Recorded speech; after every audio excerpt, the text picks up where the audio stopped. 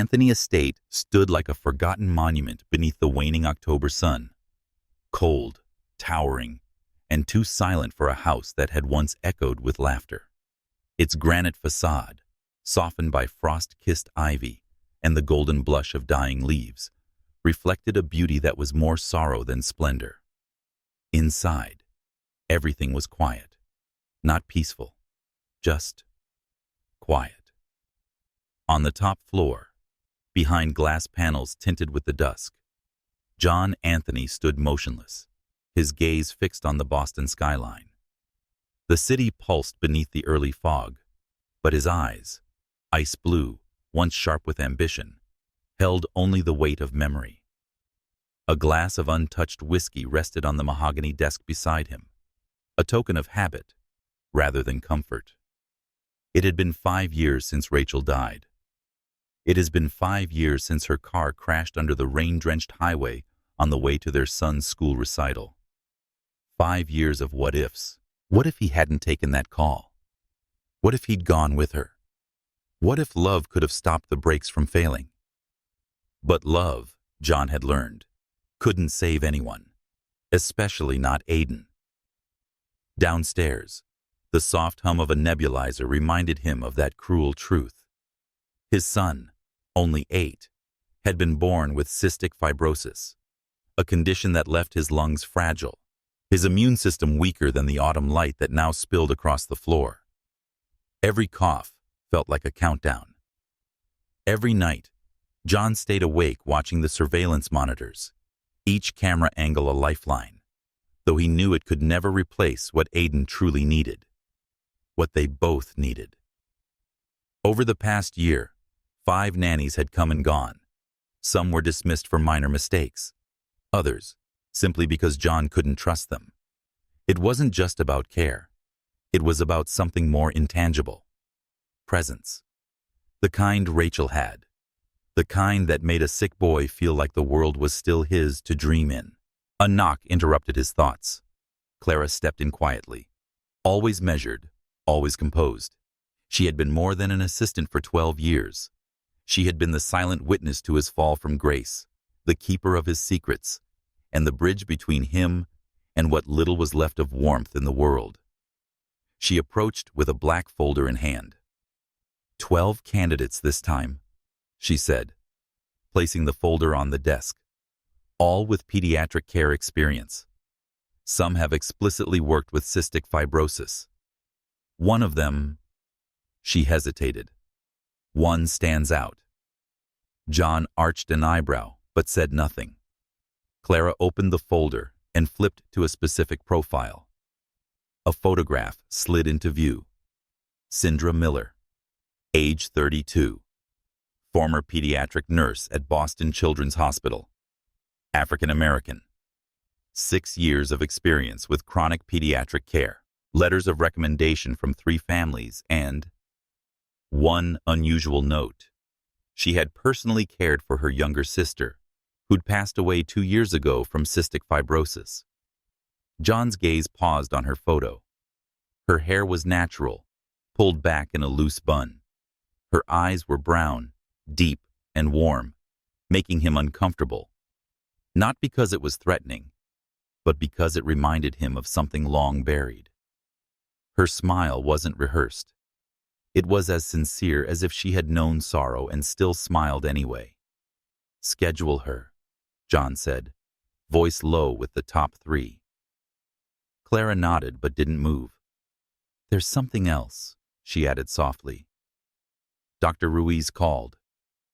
"He's concerned about Aiden's mental health.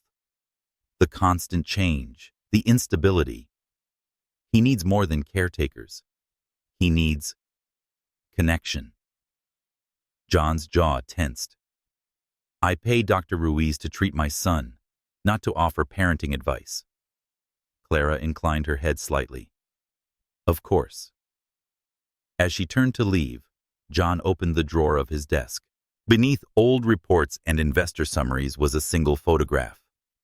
Rachel is on the beach, hair tousled by the wind, and sunlight is in her eyes. Aiden, just 3, in her arms, both laughing. I'm trying, he whispered to her memory. But trying was never enough. Aiden's cough echoed from downstairs, a ragged, persistent reminder. John stood and moved down the grand marble staircase, each step echoing against the silence. In the living room, his son lay curled under a navy blue blanket printed with sea turtles. A documentary about whales played on the screen, the ocean's voice filling the room with salt and dreams. "Dad," Aiden rasped, looking up with tired eyes that mirrored his mother's. "Can we eat together tonight?" John hesitated. Tokyo was expecting his call, but the look on Aiden's face silenced everything.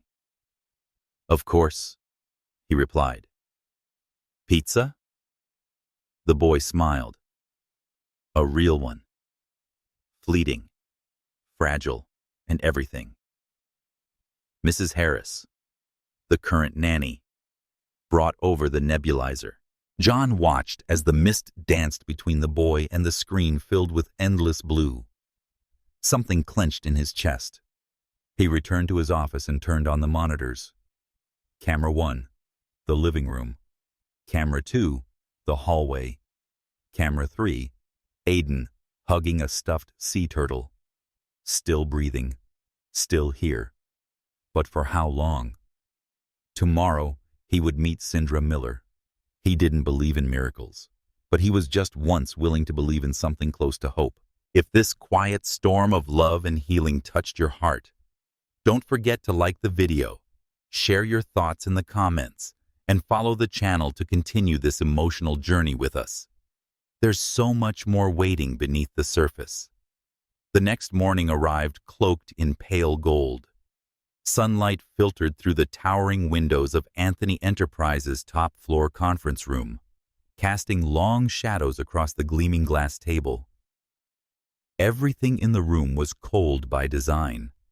Black leather chairs, chrome accents, spotless marble floors. It was a space meant for control, precision, and the absence of intimacy. John Anthony sat at the head of the table. Impeccably dressed in a gray suit tailored to perfection, he skimmed through the same 3 candidate profiles Clara had prepared. He wasn't looking for resumes anymore. He was looking for something more challenging to define, something he'd once known and perhaps lost the ability to see. Syndra Miller was the first to be called in. She entered the room with quiet confidence. Her natural curls were neatly tied back, and she wore a deep navy dress that was modest, yet unmistakably elegant. No frills, no bright lipstick, no artificial warmth. Just her. She closed the door softly behind her. For a moment, neither spoke. John observed the details that didn't make it into resumes. How she placed her handbag, intentional but unforced. The way her posture was relaxed, yet composed. Most notably, the way her eyes met his, steady, respectful, and unflinching. He cleared his throat. "Good morning, Ms. Miller. Please, have a seat." "Good morning, Mr. Anthony," she replied, her voice even and calm as she lowered herself onto the chair across from him. "Thank you for seeing me." John set the folder down, but kept his eyes on her. "You have 6 years of experience as a pediatric nurse. Letters of recommendation from 3 prominent families, volunteer work at the Cape Cod Marine Conservation Center, and you've cared for a child with cystic fibrosis, personally." Syndra nodded. "My sister, Layla, she passed 2 years ago." "I'm sorry." "Thank you," she said, folding her hands gently in her lap. "She's the reason I chose this work. I don't see caregiving as a profession. I see it as continuing her story, helping others breathe when she no longer can." John wasn't sure what response he expected, but it wasn't that. Most candidates tried to impress with achievements or charm. Syndra spoke like someone with nothing to prove, only something to give. He leaned back slightly. "Grief is a complicated thing. Some carry it like a badge, Others hide it. I need to know if yours will interfere with your work. It won't, she replied, without hesitation. It deepened my empathy, but I don't lead with sorrow. I've learned how to be a calm harbor during a storm. That's what children like Aiden need. Unprompted mention of his son's name shifted the air between them. John's eyes narrowed slightly. You've read the file. Yes, she said. And more importantly, I read between the lines. He likes the ocean, sea turtles, marine documentaries. He's 8, but he's grieving, even if he doesn't fully understand what that word means yet. He needs someone who doesn't just follow a health schedule. He needs someone who sees him. There it was again, that quiet audacity. Syndra wasn't just answering his questions. She was reaching into the silences he left unspoken. He drummed his fingers once against the glass table. You understand this house has extensive surveillance. Every room except the bathrooms. You'll be monitored at all times. I don't tolerate lapses in protocol. I wouldn't expect you to, she answered. You're protecting your son. That's what any good parent does. I don't mind being watched, Mr. Anthony. What matters is what you see when you do. He blinked, just once. Clara, standing quietly in the corner, glanced up from her tablet. John rarely paused during interviews. And yet, Syndra had managed to still the room with no more than words spoken plainly. She wasn't performing. She was present. After a moment, he shifted the conversation. You volunteered at Cape Cod. Tell me about that. Her face softened, as though a door had opened somewhere inside her. 3 summers. I worked with rescued sea turtles, some caught in plastic nets, some injured by boats. We rehabilitated them and returned them to the ocean. I stayed overnight once, with a loggerhead that had been tangled for days. When it finally swam free, it felt like watching hope come alive. He didn't say anything, but something in his chest ached. Syndra continued, her voice lighter. When I read that Aiden loves ocean documentaries, I smiled. Because the sea has a way of teaching resilience. It's wild and terrifying, but also healing. John nodded slowly. He does love the sea. His room is covered in blue. They sat in silence for a moment. Not awkward, contemplative. Finally, John tapped the folder, closing it. I'll speak with the remaining 2 candidates, he said. But you should meet Aiden tomorrow. Syndra's expression remained measured, but something flickered in her eyes. Not triumph. Something gentler, like steady warmth beneath cold glass. Thank you, Mr. Anthony. I look forward to it. She rose, collected her bag, and turned to leave. At the door, she paused. She added, without turning back, a house can be spotless, efficient, and secure, but that doesn't mean it's a home. Sometimes, it just takes one breath of life to change that. And then she was gone. John remained seated, staring at the closed door. The silence in the room no longer felt so clean. It felt interrupted, cracked open just enough for something unexpected to seep. Clara, after a beat, whispered, "She's different." John said nothing, but as he reopened the folder and stared at Syndra's photo again, he knew. He'd seen countless resumes, but this woman, she had eyes that didn't flinch, and maybe, just maybe, he wasn't ready to look away. The morning sun drifted lazily through the tall trees that lined the Anthony estate, casting a lace of golden light over the stone path leading to the front entrance. The air carried the scent of damp leaves and soft earth, a whisper of autumn held gently at the threshold. At precisely 7:00 a.m., Syndra Miller stood before the grand door. She wore a sea-blue sweater, a quiet nod to the boy who loved the ocean, and carried a modest canvas bag over one shoulder. In her other hand was a small box wrapped in paper, the color of morning skies, a gift chosen not for impact, but for meaning. The door opened before she could knock. Clara greeted her, polished and watchful, but not unfriendly. There was a subtle curiosity in how she scanned Syndra, as if measuring something invisible. "Mr. Anthony is in a meeting," Clara said, stepping aside. "I'll take you to Aiden." "Thank you," Syndra replied softly. They walked in near silence down the wide hallway. Syndra took it in quietly. The marble floors, the symmetrical perfection of every decorative element. The air felt too clean, as if grief had bleached every corner. Clara spoke again, more gently this time. "He's been waiting to meet you since last night." Syndra didn't respond, but a smile played on her lips. They reached the door to Aiden's room. Clara opened it, then stepped back, knowing this next part didn't belong to her. Inside, the room was bathed in soft light. One wall was painted the color of the sea, the others a gentle off-white. Aiden sat cross-legged on his bed, wrapped in a blanket scattered with whales and ships. A nebulizer hummed beside him. The pulse oximeter clipped to his small finger, blinking a steady rhythm. He looked up as Syndra entered. His eyes are bright, Rachel's eyes, set in a face too pale for a young boy.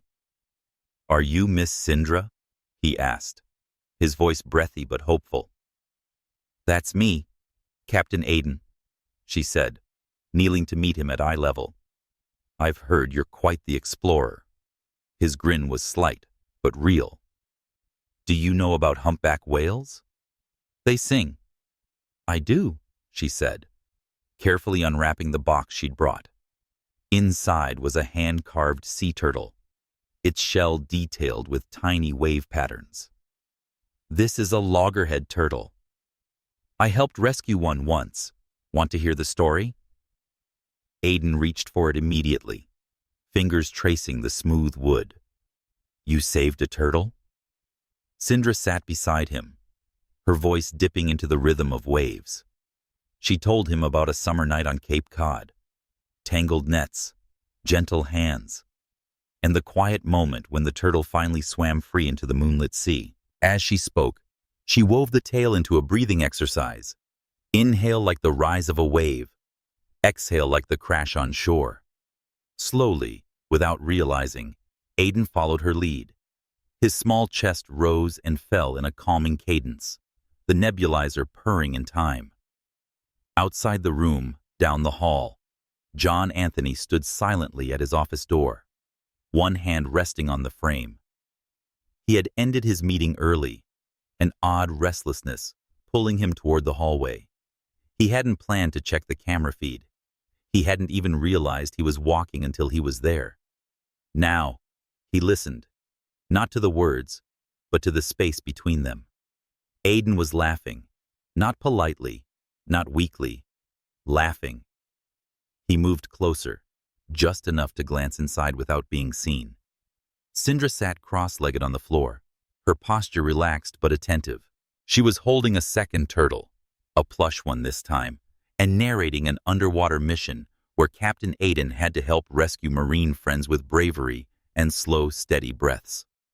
The boy was utterly absorbed. His cheeks, usually ashen in the mornings, had begun to color faintly. His fingers clutched the wooden turtle as though it were sacred. John felt something twist in his chest. Clara appeared beside him, unnoticed until she spoke. "She's begun, sir," she said quietly, handing him a cup of coffee. He took it automatically, but didn't respond.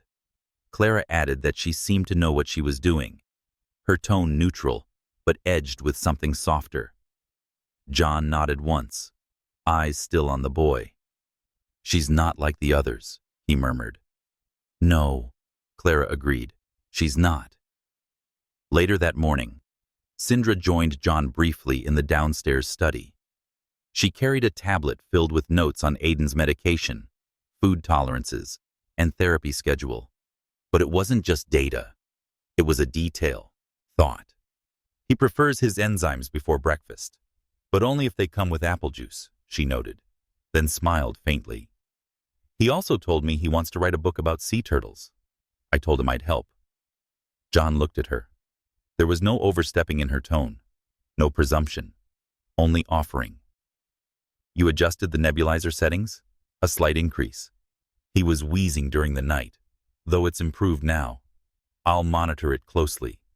He nodded again, slower this time. You're thorough. Syndra smiled. I was trained that way, but I also listen. Sometimes the body whispers before it screams. Their eyes held for a moment. Then, the connection broke. John cleared his throat and returned to the file on his desk. You can use the guest room on the east wing, he said. You'll be staying full time. I understand. She turned to leave, but at the doorway, she paused. When I spoke to Aiden this morning, she said that without facing him, he told me his mother used to sing whale songs before bedtime. She said she believed that even in the darkest waters, whales find their way through sound. She turned then, her voice steady, but almost too soft. Maybe he still needs to hear one. And with that, she disappeared into the hall, leaving John alone in a room full of silence, broken only by the distant echo of a child's laughter, returning to a house that had long forgotten how to breathe. Evening came gently to the Anthony estate, the sky folding into layers of lavender and silver as shadows stretched across the garden like whispered memories. From the windows of Aiden's room, the light softened into something fragile, almost reverent, as if the house held its breath. Syndra sat at the edge of the boy's bed, her sweater sleeves rolled to her elbows, curls pinned loosely above her neck. On the floor, scattered around them like tiny islands, were ocean-themed storybooks, colored pencils, and 2 plush turtles. One now wore a pirate's eye patch, crafted from a spare button. Aiden was tucked under his whale blanket, nebulizer mask secured, his blue eyes blinking slowly, but alert with curiosity. Are whales ever scared? He asked between breaths, his voice made smaller by the plastic mask. Syndra tilted her head. Of course. Even the most enormous creatures get frightened sometimes. But they're huge, he reasoned. They don't have anything to be scared of. She smiled. That's what people think. But whales are scared of storms, of getting lost, of swimming too far and forgetting where the warm water is. But the thing about whales, Aiden, is they sing when they're scared. They send out their voice and wait for an answer. And when someone sings back, they know they're not alone. Aiden was quiet for a moment. Then he nodded and whispered, I think my mom used to sing like that. Syndra reached out, brushing a strand of damp hair from his forehead. I think she did too. Downstairs, John stood in the doorway of his office, watching the garden darken with the quiet weight of nightfall. His phone vibrated on the desk. Tokyo again. But the call went unanswered.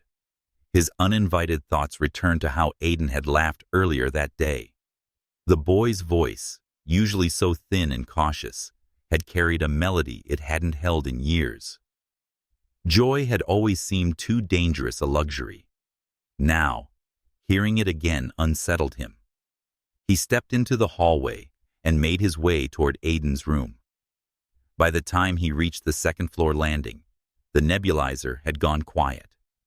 Inside, Syndra was helping Aiden arrange a small potted plant on the windowsill, a gift she had brought, she explained, from her sister's garden.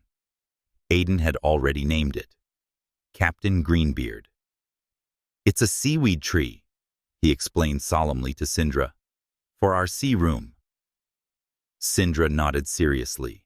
Every ship needs a piece of the ocean to keep it steady. She turned then, sensing movement.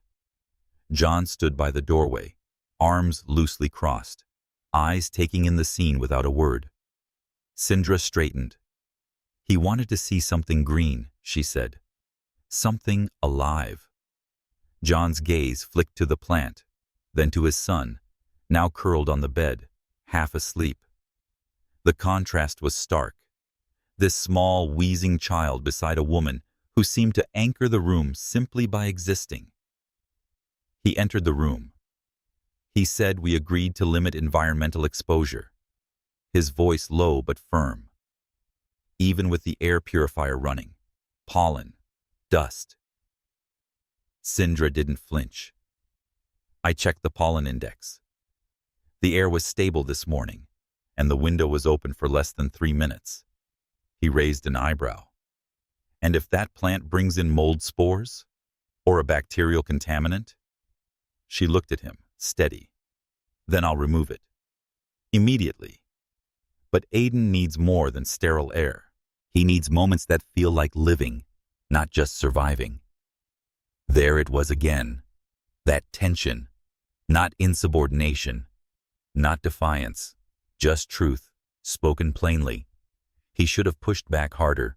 He always had before. Instead, he said nothing. Aiden stirred behind them, murmuring, "Dad." John stepped closer, sitting on the edge of the bed. The boy opened his eyes sleepily. "Will you stay a little?" Aiden asked. John hesitated. "Only if you promise to sleep." "Okay," the boy whispered, "but only if Miss Syndra tells us about the turtle again." John glanced up. Syndra met his gaze without expectation. "And so," she began.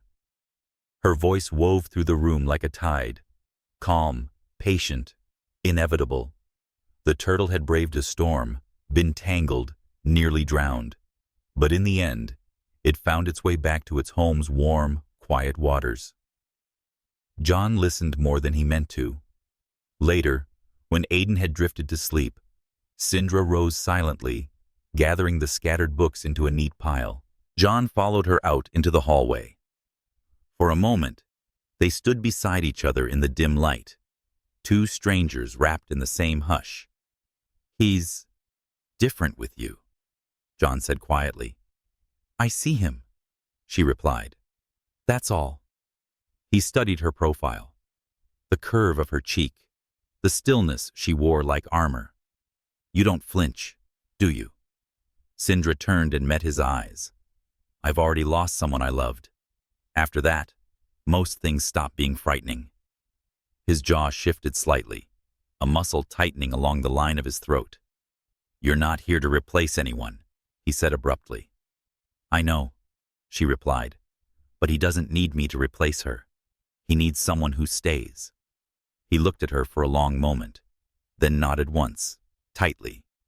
"Good night, Ms. Miller." "Good night, Mr. Anthony." She turned and walked down the hall, her footsteps barely audible over the old wood. John remained there a moment longer, staring after her. He didn't believe in signs, but something about the sea-colored sweater, the turtle on the windowsill, and how his son had laughed for the first time in months. Maybe the house had begun to breathe again. And maybe it wasn't the air that had changed, but the presence of someone who dared to stay. The morning crept in softly, cloaked in mist, as if unsure whether to bring light or linger in shadow. Within the Anthony estate, the air remained calm, but something beneath it had begun to shift. A kind of tremor that had nothing to do with movement, only mood.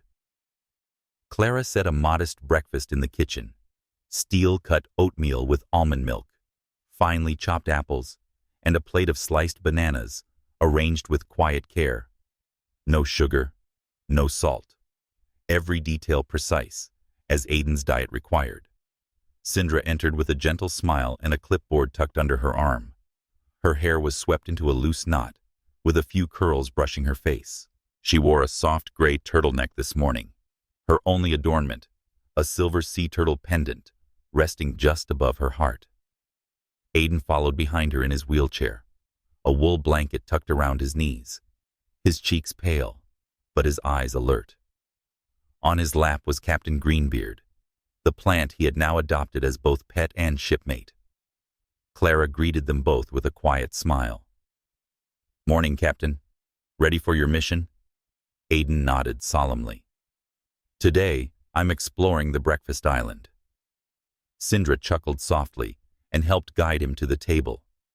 John appeared a moment later, dressed sharply in another charcoal gray suit that seemed to reflect as much as it concealed. His expression was neutral, but his eyes, those winter blue eyes, were alert, constantly scanning.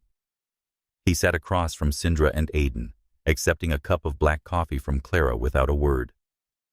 The silence at the table wasn't uncomfortable, but it was careful. Syndra broke it first. "I've prepared a new care report," she said gently, sliding a digital tablet toward John. Aiden responded well to the guided breathing stories yesterday. His oxygen levels remained above 94%. Pulse was steady. Appetite slightly improved. John nodded, scanning the report. "I also added a note," she continued, her voice light but deliberate about a possible adjustment to his daily environment. John looked up. Syndra's tone remained calm. "With the change in seasons, the early sun is less harsh. I want to begin allowing filtered morning light into his room. Open windows for a few minutes, with an air purifier running. No direct outdoor exposure." John's jaw tightened. "Filtered light?" he repeated. She nodded. Controlled. Brief. But enough to let him feel a piece of the world again. "No," he said sharply. The word fell like cold metal between them. Syndra remained composed. "Mr. Anthony, with respect." "I said no." Clara looked up from her place by the counter, lips pressing together in silence. John set down his coffee with precision, every movement measured. "Aiden has cystic fibrosis. You of all people know what that means.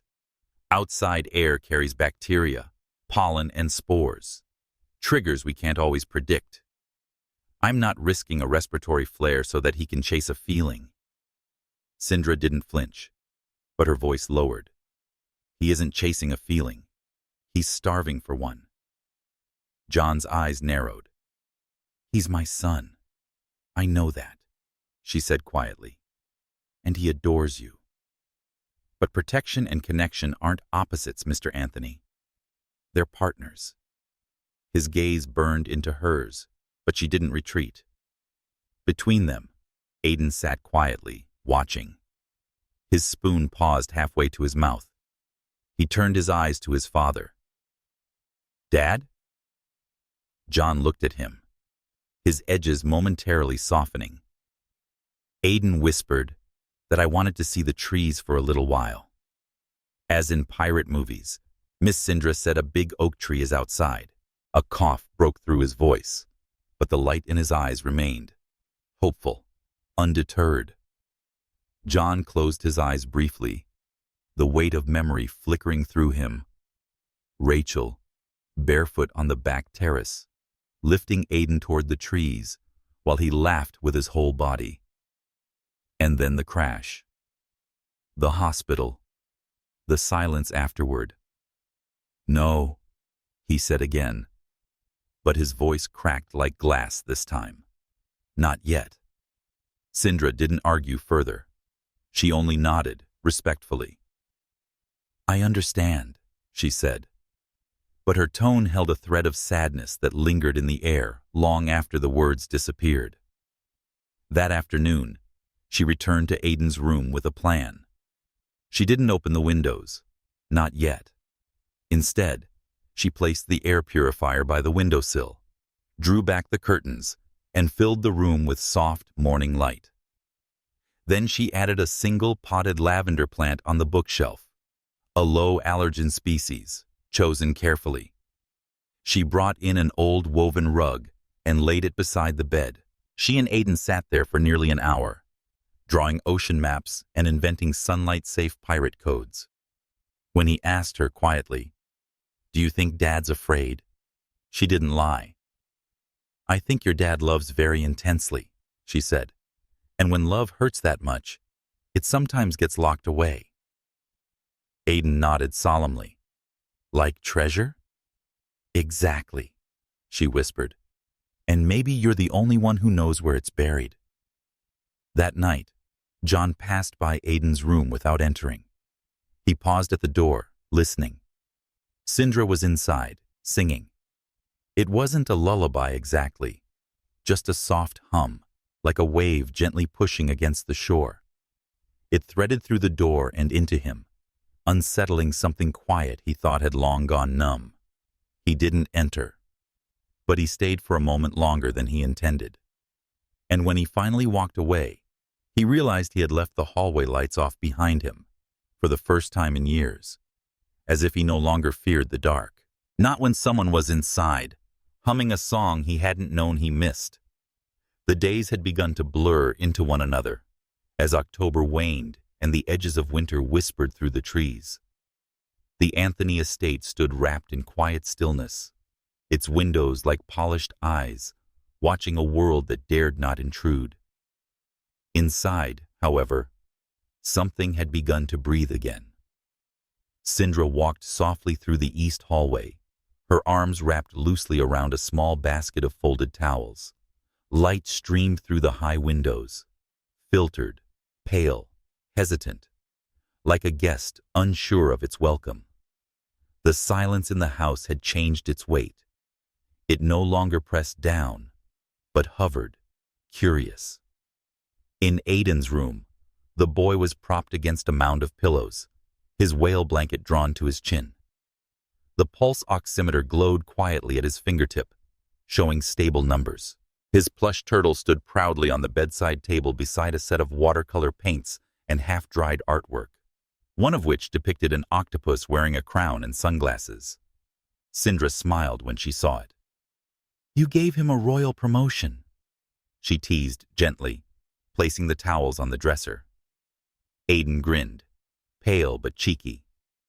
"He's King Tangle now. He rules the Coral Kingdom." She walked over and perched on the edge of the bed, glancing at the monitor. "Well, Your Majesty seems to be breathing just fine today." Aiden coughed lightly in response, but not severely. She placed the back of her hand to his forehead. Cool, no fever. The morning had gone smoothly, but afternoons could be deceiving. As they settled into his post-lunch therapy session, Syndra guided Aiden through the same breathing techniques they had practiced all week. Today, she turned it into a treasure hunt, each deep breath a step closer to discovering a hidden pearl within their imaginary reef. Breathe like you're diving deep, and exhale like the tide pulling you home. Aiden followed along, his chest rising and falling. For a moment, everything was calm. Then it shifted. A violent cough cut through the air, sudden and sharp. Syndra's body reacted before her thoughts could. She reached for the nebulizer, increased the airflow, and adjusted the medication dial. Aiden clutched his blanket, eyes wide, chest heaving in uneven gasps. Then came the worst sound, a wet, gurgling cough, and a streak of red on the tissue he pressed to his mouth. Blood. It wasn't much, barely a smear. But it was enough. Enough to ignite fear with terrifying speed. Syndra's heart pounded, but her voice remained steady. She knelt beside him, one hand on his chest, the other checking his oxygen. "Aiden, look at me.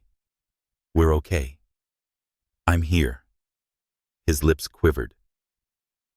"Miss Syndra, I've got you, just like always." She reached for her stethoscope, her touch firm and practiced. His lungs were tight, congested, but not collapsing. Still, she adjusted the bronchodilator dose and immediately texted Dr. Ruiz, Aiden's specialist. She didn't notice John until he burst through the door. "What happened?" he demanded, his voice raw, eyes scanning the room like it was on fire. Syndra stood and stepped back only slightly, her tone calm but direct. His oxygen dipped. "He's having a reactive episode, possibly irritation, not infection. I've increased the dosage and called Dr. Ruiz." John's eyes fell to the tissue in Aiden's hand. "Is that blood?" "A trace. Not uncommon for his condition, especially after coughing fits. But I'm staying alert." Aiden coughed again, less violently this time, but tears filled his eyes. "Dad, it hurts." John rushed to his son, dropping to his knees beside the bed. He took the boy's hand, gripping it gently, his face pale. "I'm here, Aiden. I'm here, son. I promise." His other hand reached out instinctively for Syndra, stopping just short of touching her, as if realizing too late that she had already steadied what he hadn't known how to hold. Their eyes met across the room. The silence was no longer clean. It trembled. John looked back at his son, brushing sweat from the boy's temple. "I want to take him to the hospital." Syndra's voice was soft but firm. Moving him during an episode could worsen his breathing. "Dr. Ruiz is on his way. We're stable for now." John stared at her, his jaw clenched, the lines around his mouth deepening. But he didn't argue. Instead, he reached for the oxygen mask and gently held it, syncing his breath with Aiden's. "Breathe with me," he whispered. And for the first time since Rachel died, John Anthony became an anchor, not through control or surveillance, but presence. Syndra stepped back, watching them, her heart thudding not from fear now, but from the fragile beauty of what she witnessed, father and son, in sync. When Dr. Ruiz arrived half an hour later, he confirmed what Syndra had already anticipated: the reactive episode.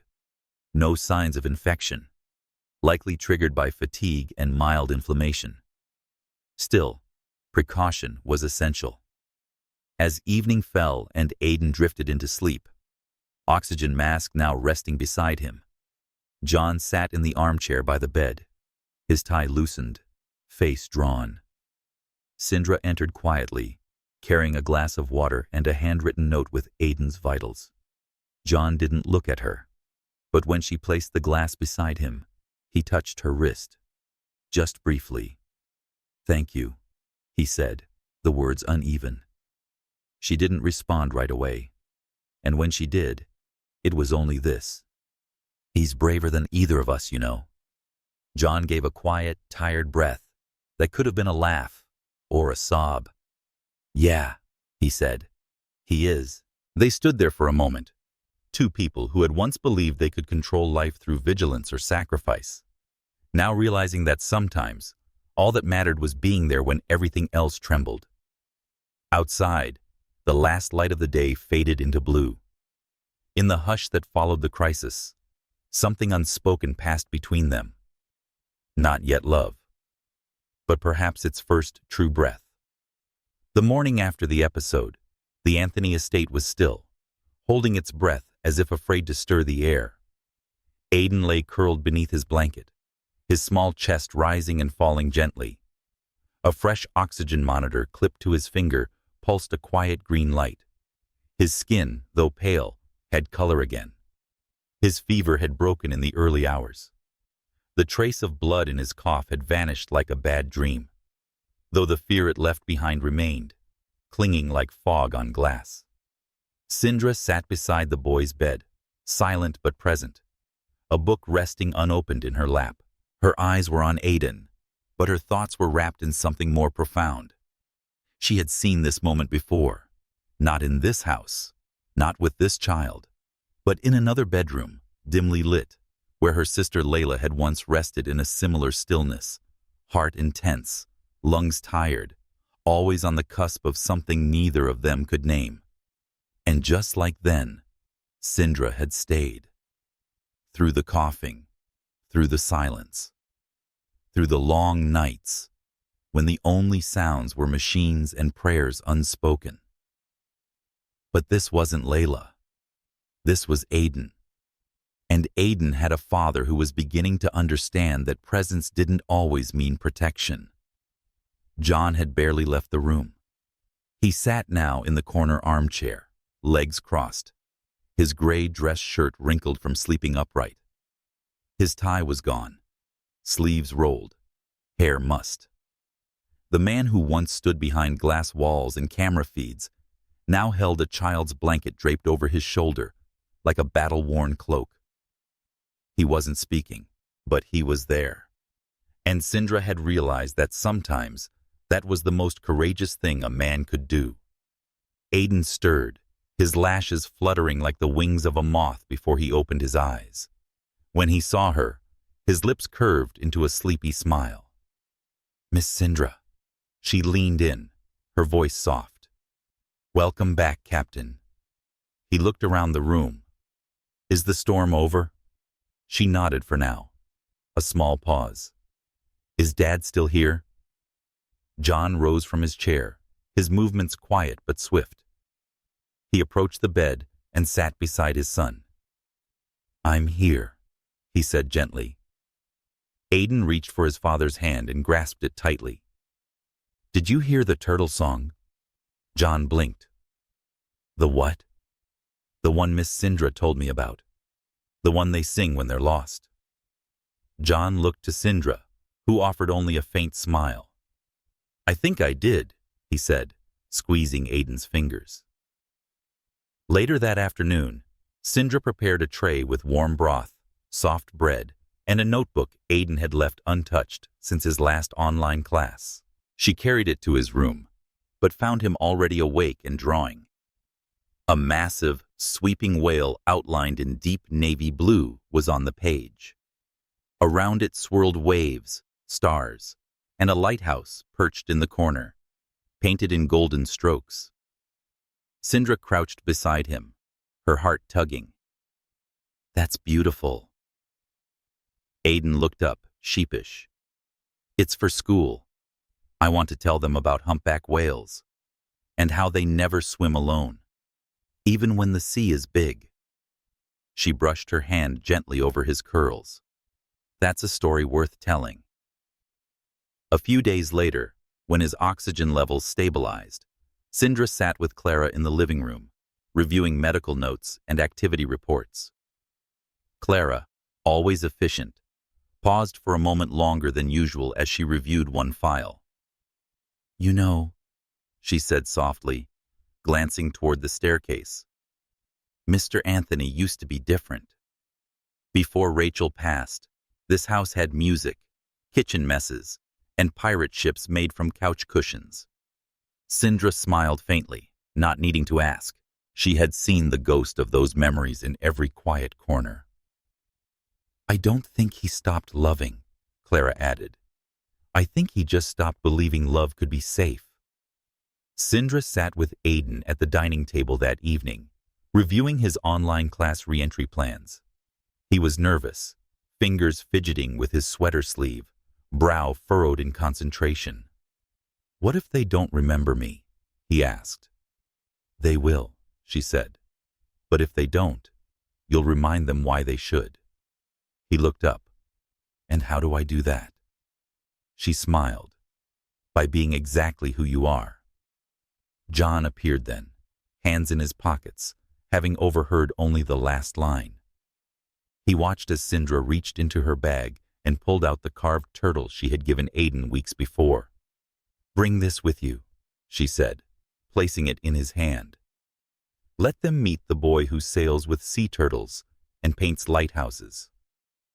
They transformed Aiden's room into a miniature sea cave the following morning. Blankets draped over his bedposts, sea creature drawings taped to the wall, and the laptop placed carefully atop a stack of books so his classmates could see his whole face. The first voice came before the picture when the screen flickered on. "Aiden." Then another, and another. Within seconds, the room filled with voices from across the city, classmates waving, calling his name, showing off drawings, and excited hands. Syndra stood to the side, watching. John stood just beyond the door, unseen, listening. And Aiden laughed for the first time in what felt like a lifetime. Not in small measures, but fully, loudly, beautifully. He told them about whales, about turtles, about storms and stories. And Syndra, standing beside the glowing screen, didn't say anything. She only watched as the boy she had come to love slowly stepped back into a world he had once retreated from. When the call ended and the room fell quiet again, Aiden turned to her. "Miss Syndra?" "Yes, Captain? Can we write a book together?" She smiled. "We already are." Behind her, John remained at the door for a long moment before finally walking away. His steps slower than usual, his chest tight with a feeling he wasn't ready to name. But the house, for the first time in years, felt wide enough for it. The night arrived early, slipping over the Anthony estate like a velvet curtain drawn without warning. Outside, a light rain fell, soft, steady, almost shy, drumming gently on the slate roof. The garden was washed in silver and shimmered beneath the porch lamps like a memory come to life. Inside, the house was quieter than usual. Aiden had fallen asleep early, curled against his pillow with the wooden turtle clutched in one hand and a book of ocean stories resting on his chest. His breathing, while still shallow, had settled into a gentle rhythm. Syndra had sat with him until his eyes closed, her hand resting lightly on his arm, her body still as moonlight. Now, she moved through the kitchen alone. The marble countertops gleamed beneath the warm glow of under-cabinet lights. Her hands moved almost without thought, boiling water, slicing a pear, steeping a bag of chamomile in a ceramic mug. She wore a soft black cardigan over her usual sea blue blouse, and her hair, long and natural, was tucked loosely behind her ear. As she reached for a second mug, a voice broke the silence behind her. "You always drink tea this late?" She turned. John stood near the doorway, jacket gone, top button undone, sleeves rolled. He looked almost casual, if not for the tension that clung to his frame like an old coat he hadn't yet remembered to take off. She replied only on days when the air is heavy, offering a slight smile, or when the silence feels too full. He stepped farther into the room. That would be every day in this house. Syndra watched him, then gestured to the kettle. "Would you like one?" He hesitated, then nodded. They sat at the small breakfast nook overlooking the darkened garden. Rain streaked the windows in slow, curved lines, like someone had painted grief in motion. The only sounds were the tick of the antique clock on the far wall and the soft clink of porcelain as they sipped in tandem. For a while, they said nothing. Then John broke the stillness. "When Rachel died, I stopped hearing things." Syndra looked at him. "I don't mean sound," he continued. "I mean music, laughter, that hum of chaos you don't know you love until it's gone. The piano in the living room used to play itself. She had it programmed with her favorite Chopin piece. I turned it off the night she was buried." A pause. She would have hated this version of the house. Syndra studied him quietly. "I don't think grief makes you someone else. It makes you more of who you already are, without the softness to balance it." John gave a dry, almost silent laugh. "I wasn't soft even before." "You loved her," Syndra said. "Syndra. And you love Aiden. That softness." He didn't reply. Instead, he stared into the mug in his hands, as though the rising steam might spell out the answers he had never dared to ask. After a moment, he said, "You could have left. That first night, the episode. I saw the fear in your eyes. But you didn't go." Syndra lowered her gaze. "Leaving is easy. Staying takes more muscle. You speak like someone who's stayed through a lot." "I have." Her voice was quiet but firm. She didn't elaborate.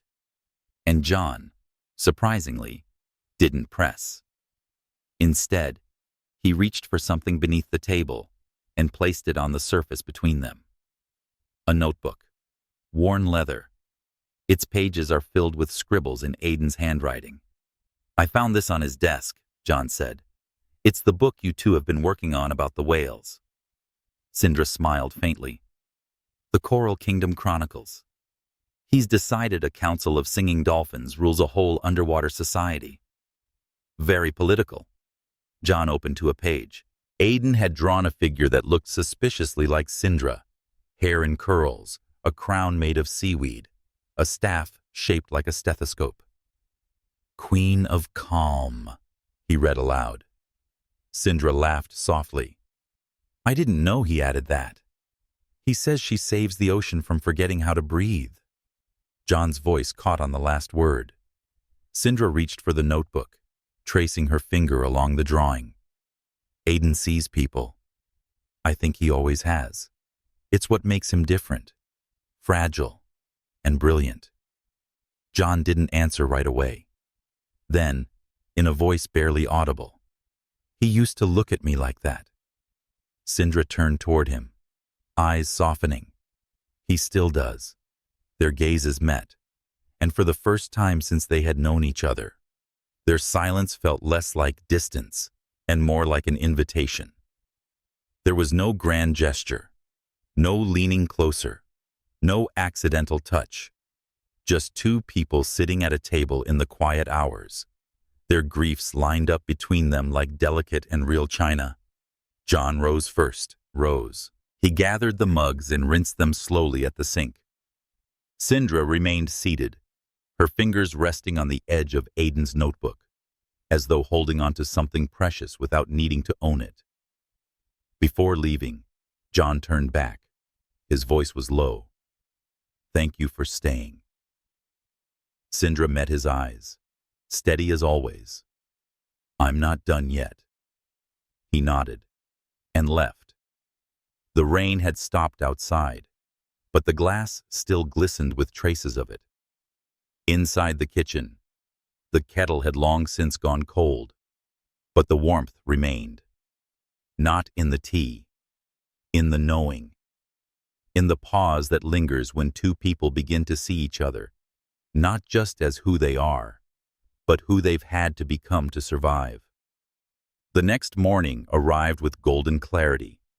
The sky stretched wide and blue above the Anthony estate, brushed only by the lightest of clouds, as if the world had remembered how to exhale.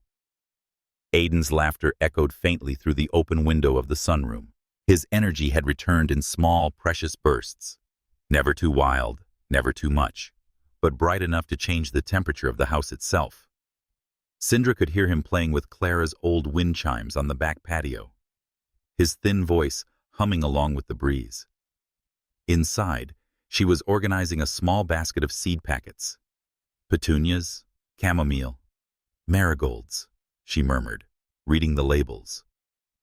The estate's greenhouse had been closed for over a year, neglected, much like the piano, the music, the laughter. But earlier that morning, Aiden had whispered to Syndra, "Can we see it?" Mom used to let me plant things with her, and that was enough. She had already checked the air filters, adjusted his portable oxygen backup, and arranged for an outdoor blanket with a gentle incline. As she smoothed down her soft cream sweater sleeves, she heard footsteps approaching behind her. John. He stood just beyond the kitchen doorway, sleeves rolled, expression unreadable. I heard about the greenhouse expedition, he said. Syndra smiled. He asked, "And you said yes?" She glanced up at him with precautions. "The filters are clean. No live mold. No insects. I've cleared it twice." He stepped farther in, hands in his pockets. "You don't wait for permission." Syndra's eyes didn't flinch. "I wait for necessity." A beat of silence passed between them. John exhaled, then nodded. "I'll come with you." Outside, the path to the greenhouse wound through a garden still sleepy from the changing season. The hydrangeas had begun to brown at the edges, and the lavender swayed like faded ghosts along the stone walkway. Aiden strolled, guided by John on one side and Syndra on the other, his hand holding tightly to both of theirs. The greenhouse stood like a forgotten cathedral at the edge of the property, its glass panes dusted with rain stains, its frame wrapped in creeping ivy. But light flooded the space when Syndra unlocked the old latch and pushed the door open. Inside, warmth lived. The old wooden work table was still stained with soil. Empty ceramic pots lined the wall shelves. In the far corner, a small wrought iron chair waited silently, like someone had just stepped away from it a moment ago. Aiden's eyes lit up. "It still smells like her," he whispered. John froze behind him. Syndra moved first, kneeling to set the blanket on the warm stone floor and help Aiden sit. She placed the seed packets beside him and opened the sketchbook they had brought. "We'll plan it out first," she said like a real gardener. John stood for a long moment, then walked over to the edge of the room, running a hand along one of the old watering cans. His fingers stopped on a delicate engraving on the metal. R.A. Rachel Anthony. He closed his eyes. When he turned back, Syndra was seated beside Aiden on the floor, barefoot now, sleeves pushed to her elbows. She held a pot in one hand, gently showing Aiden how to fill it without packing the soil too tightly. "She always said roots need room to stretch," the boy said, watching. John moved closer and lowered himself to sit nearby, legs folding awkwardly beneath him. Syndra glanced sideways, amused. Not the usual posture for a CEO. He huffed a dry laugh. "Let's keep this off my biography." For the next hour they planted quietly. Aiden chose marigolds for bravery, petunias for friendship, and basil for sandwiches. They worked slowly, carefully, allowing the warmth of the sun-dappled space to wrap around them. It was John who broke the quiet first. He murmured that she used to sing while planting, watching the soil fall between his son's fingers. Off-key. But it was always something joyful, some old Motown song. Syndra glanced at him. "Do you miss her voice?" He nodded once. "I forget it sometimes." That's the worst part, not the pain, the forgetting. Syndra didn't speak. She only reached into her bag and pulled out a small Bluetooth speaker. With a few taps, soft music began to play. An old Diana Ross track, rich and low, weaving through the sunlight like perfume. John froze. "How did you—" "She left playlists in Aiden's old tablet," Syndra said quietly. "I found them last week." He looked at her, really looked. "You do things without asking, but never without purpose." She met his eyes. "I've spent most of my life tending to things left behind. It teaches you to recognize what still wants to bloom." Their gaze held. No movement. No dramatic gesture. Just a quiet, unspoken understanding that something between them was no longer purely professional. John stood slowly, brushing dirt from his hands. He reached for a watering can, filled it, and passed it to Syndra. Their fingers brushed. Neither of them pulled away. As the afternoon faded and Aiden grew sleepy against the warm stone floor, Syndra wrapped him gently in his blanket, while John carried the seed tray to the sunlit shelf near the far window. She turned toward him, hair loose now, face flushed with sun and softness. "You're good with him," she said, "when you let yourself be." John turned, surprised. "I never thought I would be." "You are," she replied. "Not perfect, just present." That's all he ever needed. His expression shifted, an emotion flickering just below the surface. He stepped closer, and for the first time since Rachel's death, he reached out not from duty, but from longing. Not to fix, but to feel. Syndra didn't move, but her breath hitched slightly when his hand gently brushed a bit of soil from her cheek. "Thank you," he whispered. "For what?" "For making this house feel like something more than a memory." She didn't respond. She didn't have to. Because in the soft warmth of the greenhouse, with soil on their hands and something unspoken blooming in their hearts, the silence between them finally began to feel like a promise. Evening arrived in quiet layers, folding the day into dusk with the softest hands. The greenhouse had long since emptied, but its warmth lingered in the walls of the Anthony estate, traveling through open doors, rising like perfume from the soil under Syndra's fingernails. The air inside the house held something new. Not quite change, not yet love, but something too tender to ignore. Syndra stood at the kitchen sink, sleeves rolled, washing the last clay pots with steady fingers. Aiden had gone to sleep early after a warm bath and a story about sea dragons who learned how to dance. His sketchbook now rested beside his bed, open to a half-finished greenhouse drawing. John had carried him upstairs. She hadn't expected that, nor had she expected him to linger, sitting quietly beside Aiden's bed, one hand gently brushing the boy's curls, as if trying to memorize the shape of something he had once feared to touch.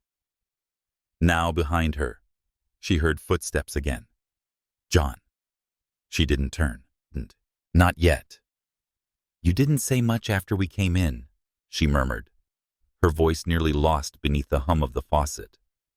I was thinking, he said. She glanced over her shoulder. He stood near the edge of the kitchen, arms crossed, not defensive, just unsure. About? John hesitated. I can't remember when I felt peace in this house until today. Syndra returned to the sink, rinsing the final pot before drying her hands with the linen towel. That wasn't me, she said gently. That was Aiden, and the sun, and maybe a little dirt. His voice dropped lower. You were part of it. She didn't answer. She simply dried her hands and turned around to face him fully. Their eyes locked. And in that silence, something sharp and sweet passed between them. Not desire, not yet, but the moment right before.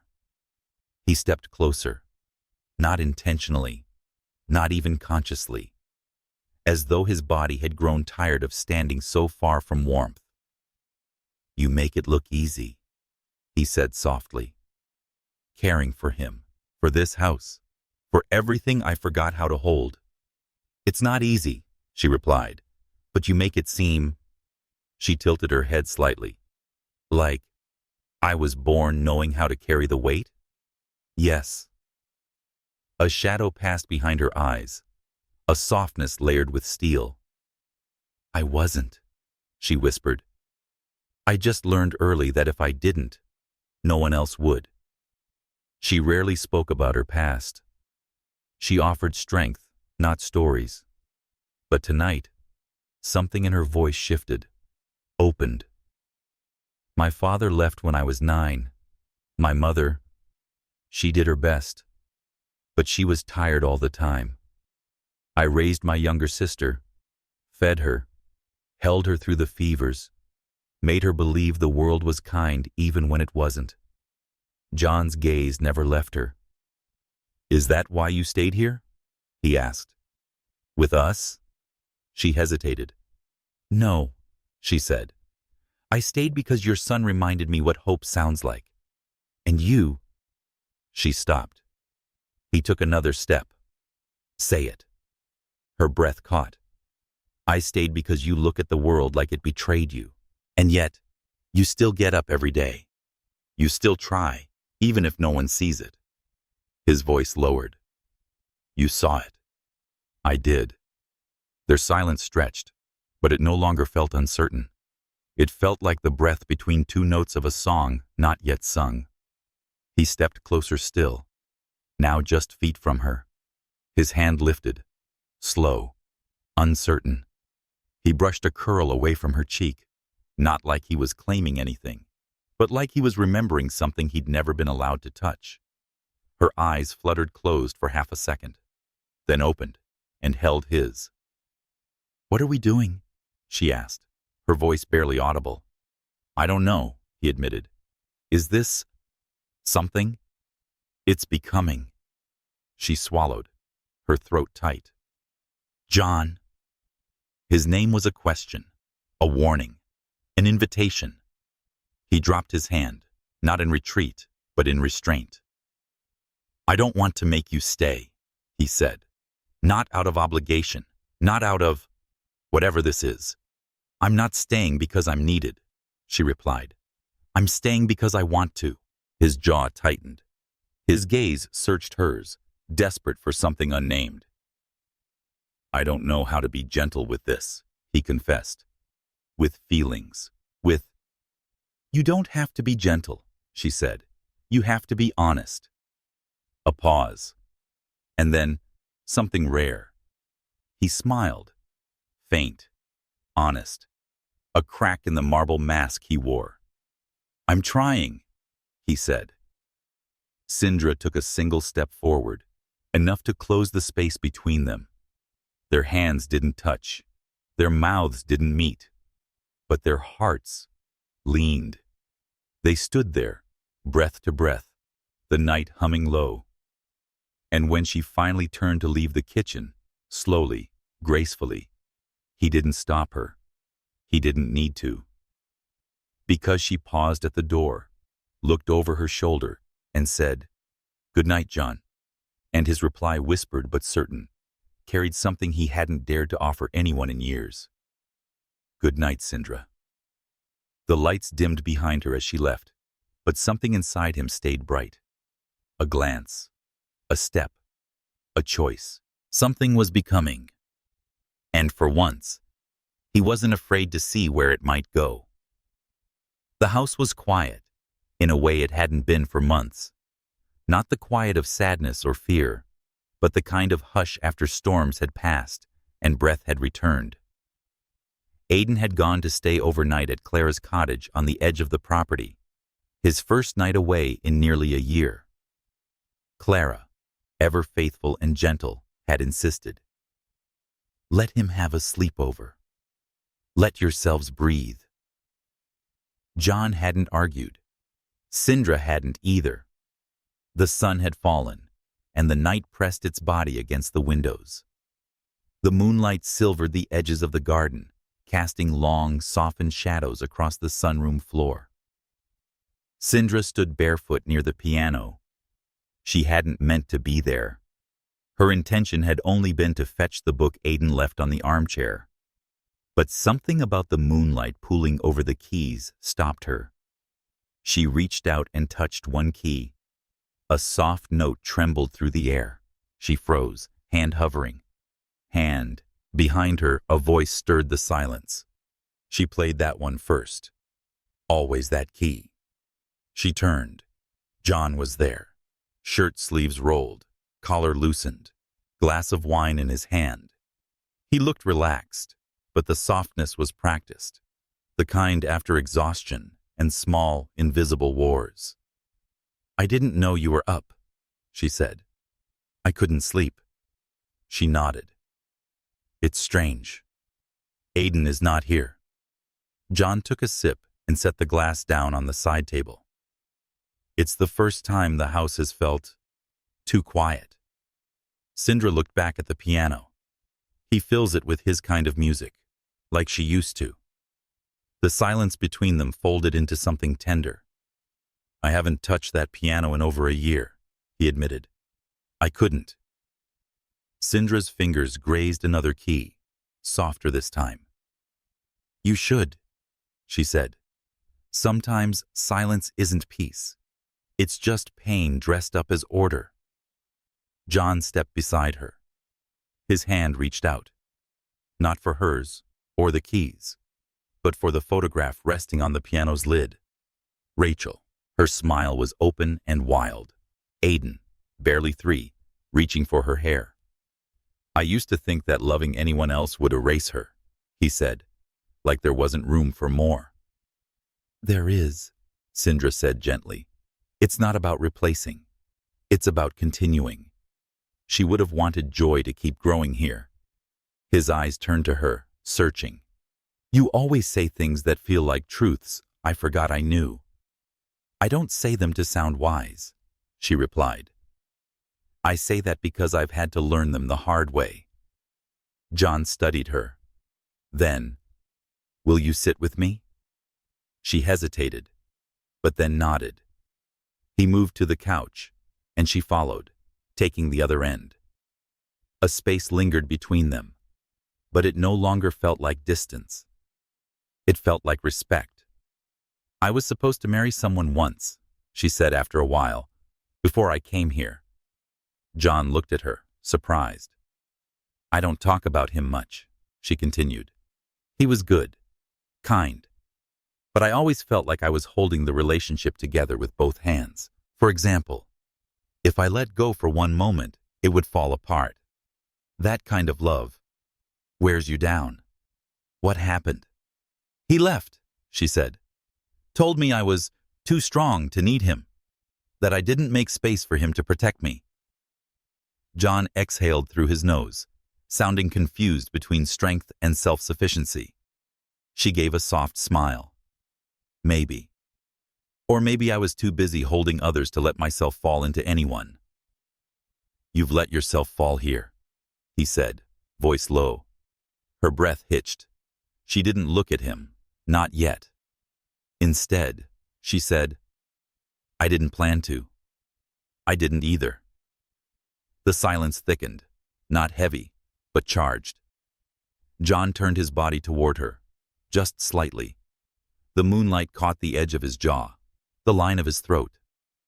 He looked older in the soft light. Tired. Real. "I keep telling myself to avoid this." He said it's too soon. That it's too much. But then I look at you and forget all my reasons. Syndra's gaze drifted down to her lap.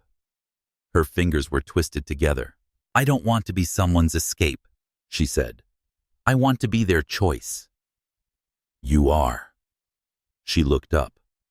His eyes were open, not guarded, not calculated.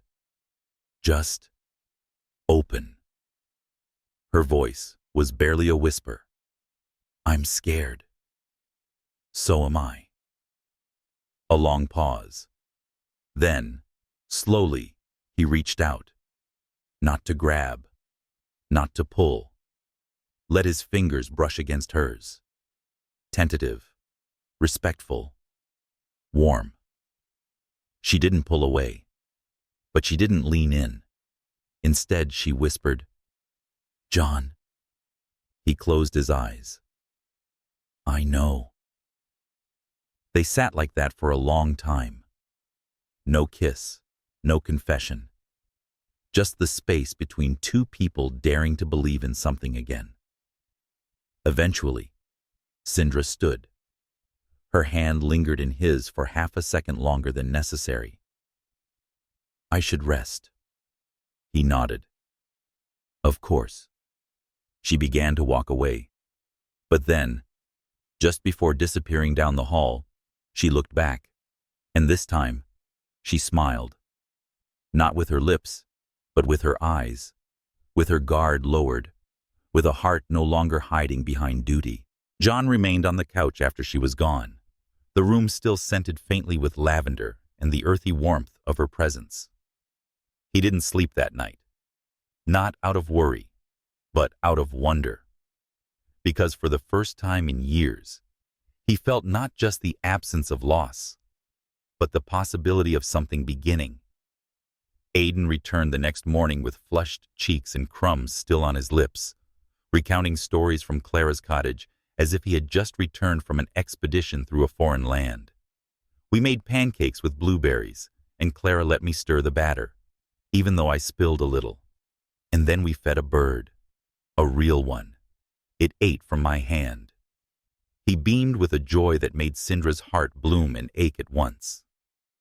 John knelt beside him on the front step, hands gently dusting off a stray leaf from Aiden's hair. "I see Clara spoiled you. She said it was her job now." Syndra stood nearby, smiling as she watched father and son reunite. But beneath her calm expression, her mind moved with quiet intensity. So much had shifted in so little time. So many feelings she hadn't meant to grow. Later that day, while Aiden napped, John passed by the open door of the greenhouse and found Syndra there alone. She stood by the marigold seedlings, inspecting the small green shoots that had begun to rise from the soil. Her sleeves were rolled to her elbows, and the back of her neck was damp from the heat in the glass room. A gentle hum played from the speaker. A soft jazz tune threaded itself into the still air like smoke.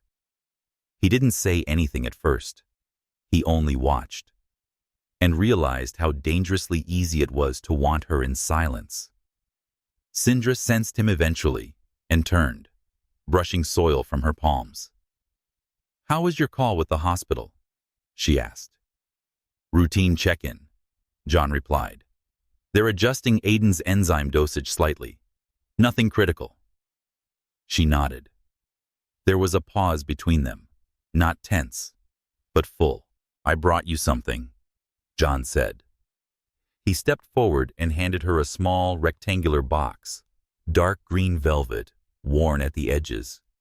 It wasn't new, not shiny or wrapped on occasion, just honest. Syndra looked at it for a long moment before opening it. Inside was a pendant, silver, small, the shape of a whale tail. She didn't speak. He did. Rachel bought it on a trip to Cape Cod. She said one day that she'd give it to Aiden's teacher, who would teach him how to see the ocean from dry land.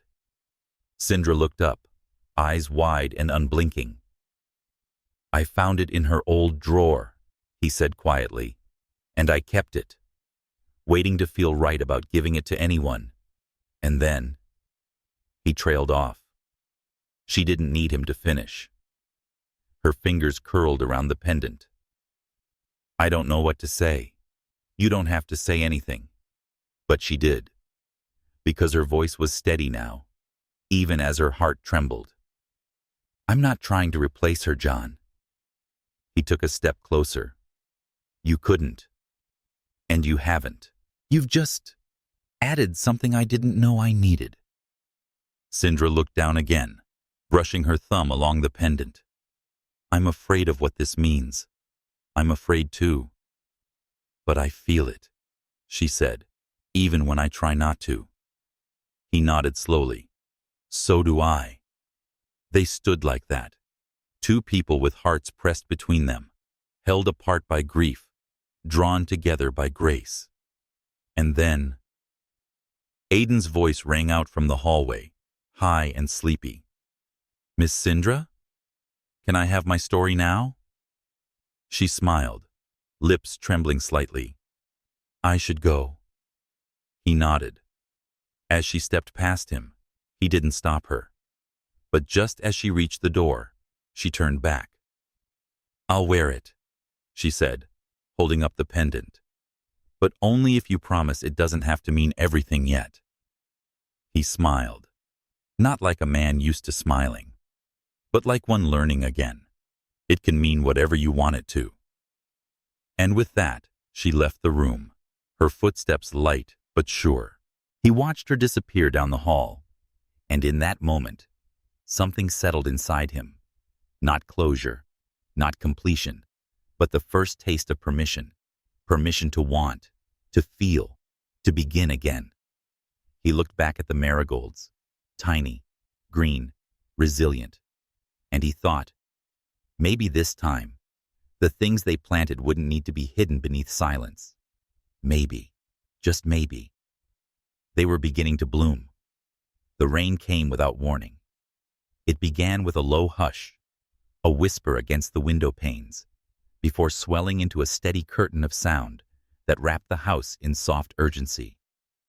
The clouds were heavy and gray, draping the afternoon in an early twilight that blurred the corners of rooms and thoughts alike.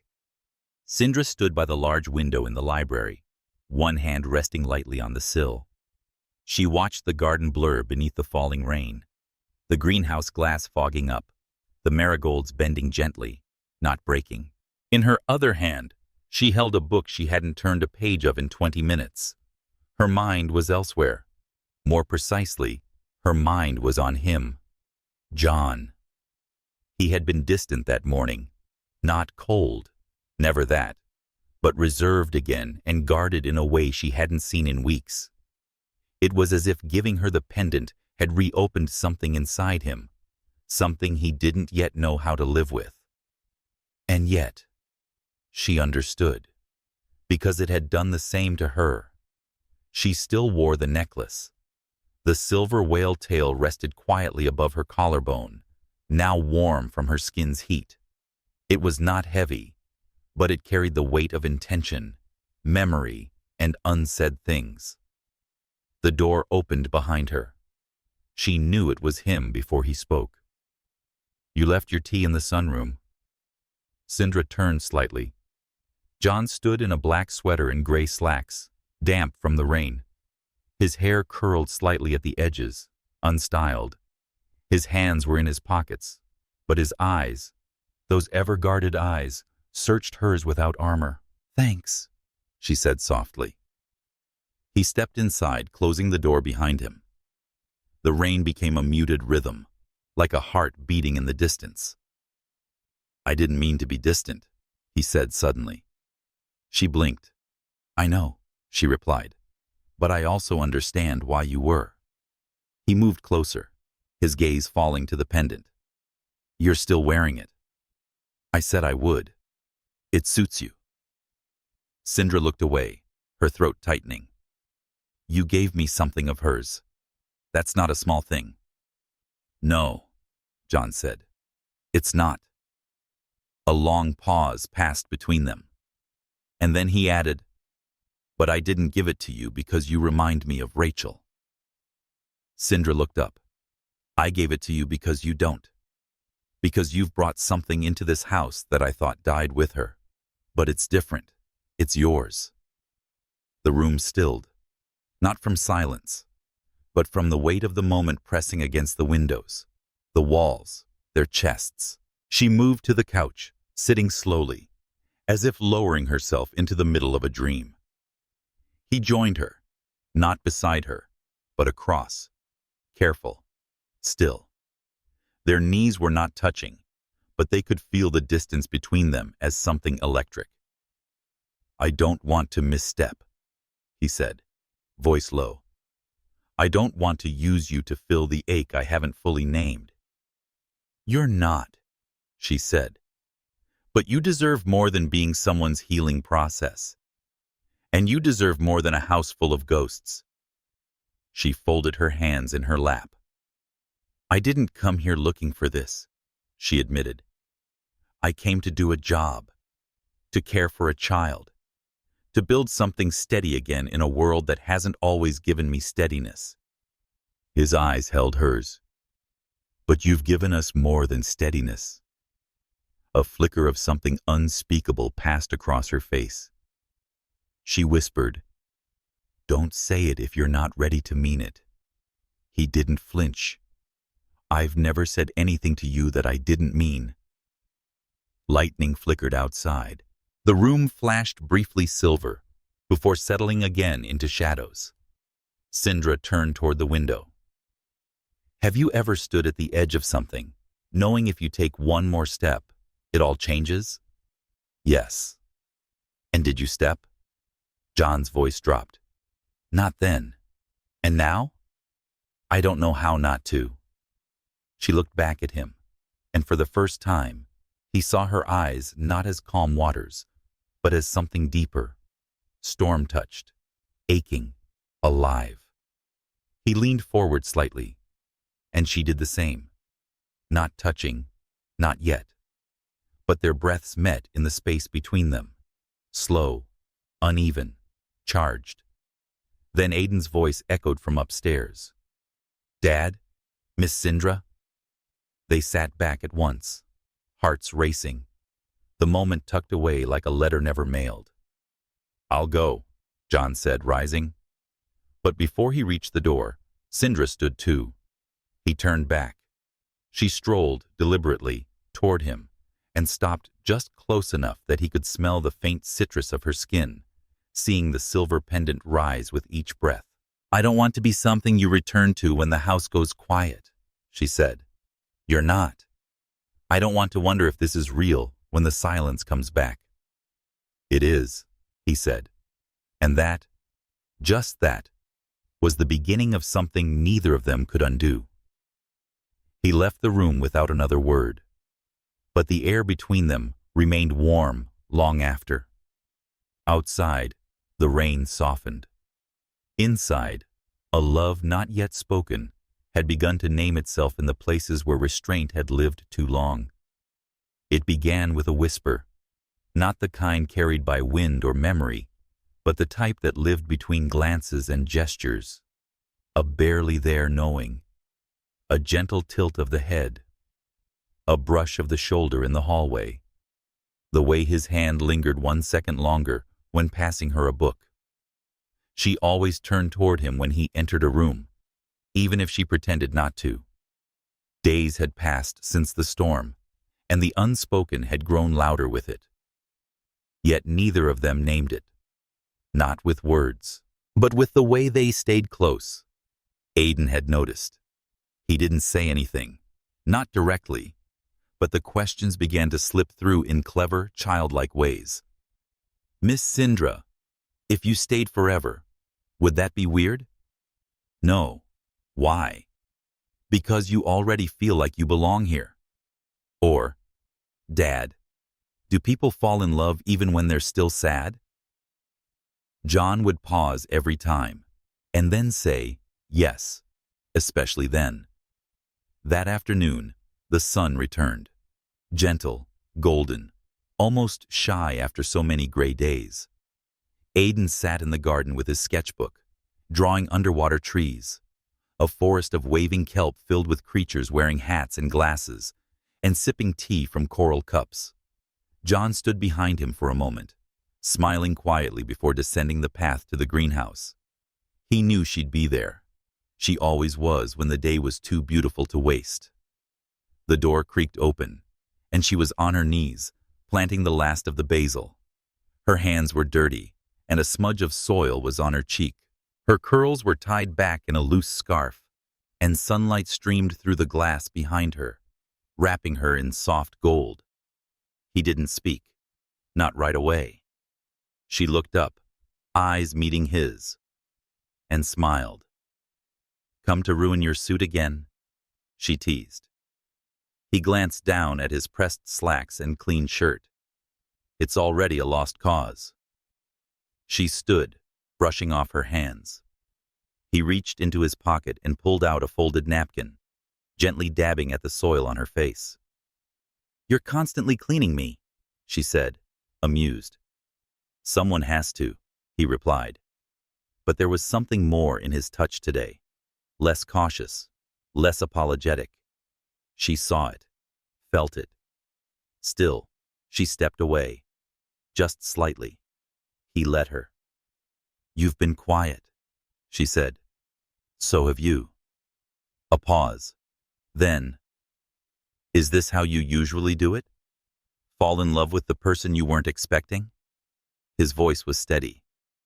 "I wouldn't know. It's never happened like this before." Her lips parted, but she didn't speak. Instead, she returned to the shelf and began organizing the seed packets, her fingers trembling slightly. John watched her for a long time, then said softly, "You don't have to be afraid of it." "I'm not afraid of love," she whispered. "I'm so scared of what happens after." What happens after? When people stop choosing it. When life gets loud again. When the hard days return and the easy warmth fades. John crossed the space between them, slow and deliberate. When he reached her, he didn't touch her right away. Instead, he asked, "What would you need from me?" She turned to him fully. "To stay when I'm not easy," she said. "To see me clearly, even when I'm not calm. To not mistake my silence for distance. Do not let grief make you forget how to reach." He nodded. "And from me?" John took a breath. "I need someone who won't look at me like I'm a broken version of who I used to be. Someone who won't make me apologize for what I've lost, or how long it took me to come back." Their eyes locked. Nothing else moved. And then, finally, He reached up and cupped her face, his thumb resting just beneath her jaw. "Reverent." "I see you," he said. Her breath caught. "I see you," she replied. The kiss came slowly, soft, not hurried, not burning, just the kind that felt like the answer to a question long asked in silence. His lips against hers were warm, familiar in a way that defied time. Her hands slid up his chest, tentative at first, then sure. When they broke apart, she didn't pull away. Neither did he. They stood like that, forehead to forehead, breathing the same air and beginning. Then Aiden's voice floated through the garden. "I'm hungry." Syndra laughed softly. John smiled against her hair. "The world still turns." She pulled back, brushing her fingers over her lips, dazed but not afraid anymore. "It does, but it turns out differently now." They left the greenhouse together, shoulders brushing, not rushing, not hiding, no longer waiting for the right time, because the right time had already come, and all that was left was to live inside it. Time passed, not in weeks or months, but in small, steady shifts. In this way, Aiden began to breathe easier during sleep. Syndra no longer looked over her shoulder as if bracing for goodbye. In the way John, once haunted by silence, now filled rooms with quiet gestures of presence. The house was no longer a mausoleum of memory. It was, slowly, becoming a home again. On a bright Saturday morning, sunlight spilled through the tall windows of the kitchen, golden and dappled, as if even the sky had decided to bless the new rhythm of the Anthony estate. The smell of cinnamon and browned butter hung in the air. Syndra stood at the stove, barefoot, humming to herself while flipping pancakes shaped like sea animals. Aiden's latest request. John sat reading the newspaper at the table, though his eyes wandered more often than not toward her, toward the light in her eyes when she concentrated, toward the slight sway in her hips when she moved. He never said it aloud, but she was the heartbeat of this place now. Aiden, curled in a fleece blanket and perched at the kitchen counter, watched them both with a secret sort of smile. The knowing kind. The kind children have when they understand more than they're supposed to. He didn't need to say it either. He knew. When breakfast was done and dishes were soaking, John motioned for Syndra to join him outside. The morning was crisp and clean. Dew still clung to the grass as they walked toward the greenhouse. It had bloomed in its way, not just in the marigolds and chamomile, but in the life that pulsed softly within its walls. It now held 2 chairs instead of 1. A journal rested on the windowsill. A ceramic mug sat in the corner filled with brushes, where Aiden often painted pebbles with sea creature faces. John held something in his hand, small, velvet. Syndra stopped at the door. He turned toward her and opened the box. It wasn't a ring.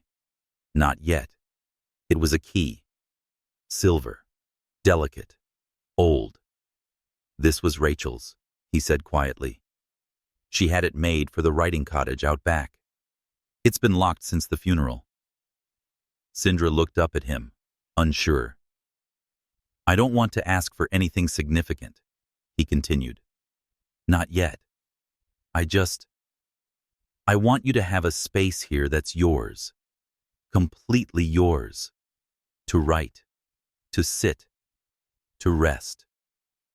Syndra blinked back tears. "You've already given me more than I ever expected." "I haven't even begun," he said. A long silence stretched between them. Then Syndra reached for the key, but instead of taking it immediately, she slipped her fingers through his. "I'll use it," she whispered, "but only if you promise it's not just a door. It's a choice, one we keep making, on quiet days, on hard days, even when the easy part fades." John's voice was steady. It's always been a choice. I choose you. She leaned in then, and he met her halfway. There was no uncertainty in the kiss now. Only home, only heat, only promise. The greenhouse door opened behind them, and Aiden's voice called out, not annoyed, not impatient, but playfully. You guys always kiss in the plants? Syndra laughed, forehead resting against John's. Only the special ones, John said. Later that day, they opened the writing cottage. Inside, it smelled of cedar and sun-drenched paper. Dust swirled in golden beams. Syndra ran her fingers across the old desk, the shelves of books, the quiet potential humming in the room. It was her now. It would be. She sat at the desk with a blank page in front of her. John leaned against the doorframe, arms folded, watching her. What are you going to write?